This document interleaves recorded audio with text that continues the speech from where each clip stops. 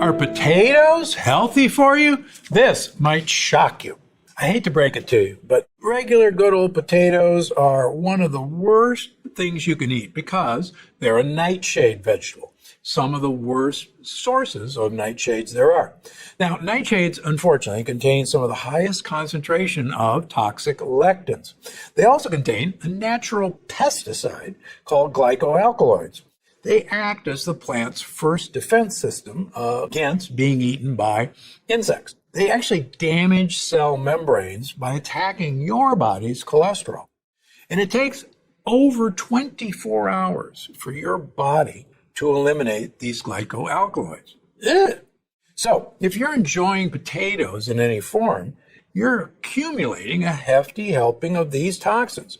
This can contribute to serious health issues down the line. But I get it. Potatoes are tasty and they're incredibly versatile. The good news is that sweet potatoes are a wonderful alternative, and you can prepare them in all the same ways you would a regular potato. Now, unlike regular potatoes, they're actually low in lectins, and they're incredibly rich in vitamin A, C, and B, and they're loaded with polyphenols.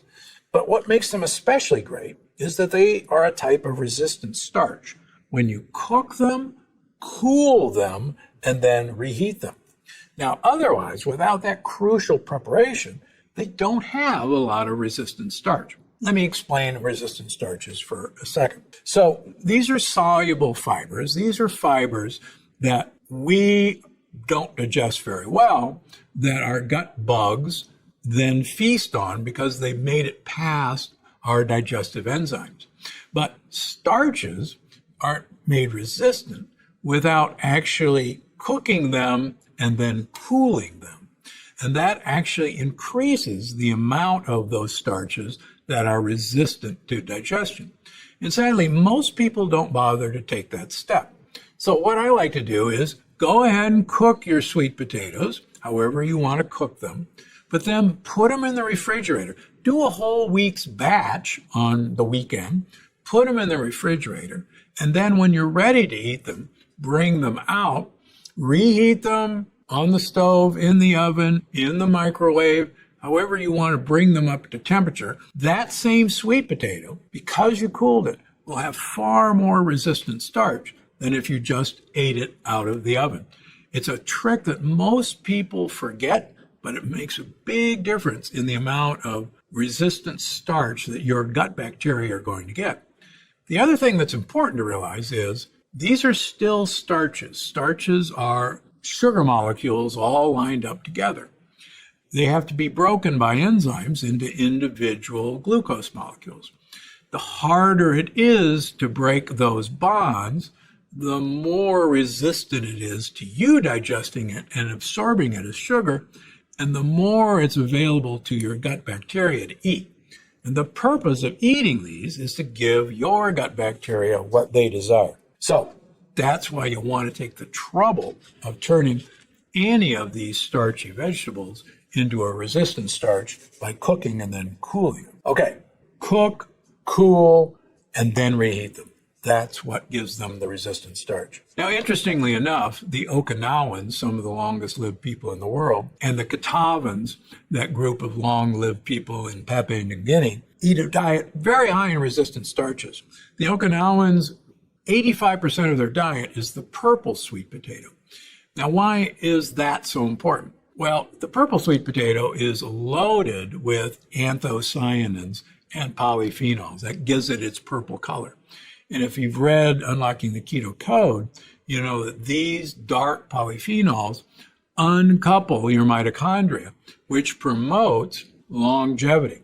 And it's no secret that their potato is the purple sweet potato. Also, the purple sweet potato is much denser and harder to break down in sugars than a traditional sweet potato. So 2 good reasons to look for the purple sweet potato. The good news is it's now readily available in most grocery stores. It's not an exotic food item anymore. Now let me talk to you a minute about naked mole rats. You may remember from the longevity paradox that there's a group of rats in the Sahara Desert that live about 20 times longer than any other rat species. And one of the interesting things about their gut microbiome is they eat underground tubers and roots. And many of us believe that it's the tubers and roots that these rats are eating that are uncoupling their mitochondria, changing their gut microbiome for the better. And it's one of the reasons they're so long-lived. Now, if you remember, I've always been a proponent of yams over sweet potatoes. We don't even have a yam here to show you because often they're mislabeled in grocery stores. This was actually labeled as a yam, but in fact it's a sweet potato. If it's orange color, it's more than likely a sweet potato. A yam is actually part of the lily family, and it originated in Africa, where all of us originated. So you're better off eating the type of tuber that our ancestors ate. So whenever you get a chance, look for a yam instead of a sweet potato. But the purple sweet potato is the big winner. And again, it's easy to find. How to use them? Well, you don't have to just bake them. You can actually get a spiralizer and make sweet potato noodles. It's fun. The kids love to do it. They're delicious. And spiralizers now are really cheap. Make sweet potato fries in an air fryer. Make them exactly the same way as you'd use regular potatoes. You can even make potato chips out of sweet potatoes in your air fryer, and they're delicious. Also, I have tons of recipes for sweet potatoes in all of my books. I've got a kale, onion, sweet potato hash that's unbelievably delicious, and sweet potato gnocchi. It's really good. Now, just a word of note. The more the plant material remains in its original form, whole, if you will, the more resistant it will be to digestion, and as such, more usable for your gut buddies. So a yam that's cooked, cooled, and reheated is going to be much more resistant than, say, sweet potato flour or even sweet potato pasta, because you've made it easier for your digestive enzymes to attack those string of sugar molecules. And that's true with most foods. The more we eat these starches in their original form, with the addition of cooking it, cooling it, and then reheating, the much better it's going to be for you. And remember, our great-great-grandparents only ate these starches in their original form.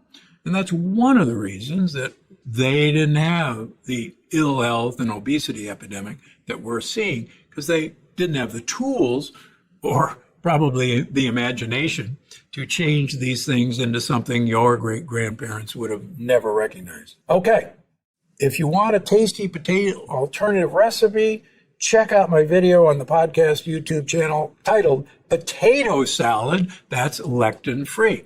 You see, there's so many ways to add sweet potatoes whole to your diet. Make sure to check out the next one here. Sadly, almost all granola sold in this country, even several of the organic varieties, are laced with Roundup.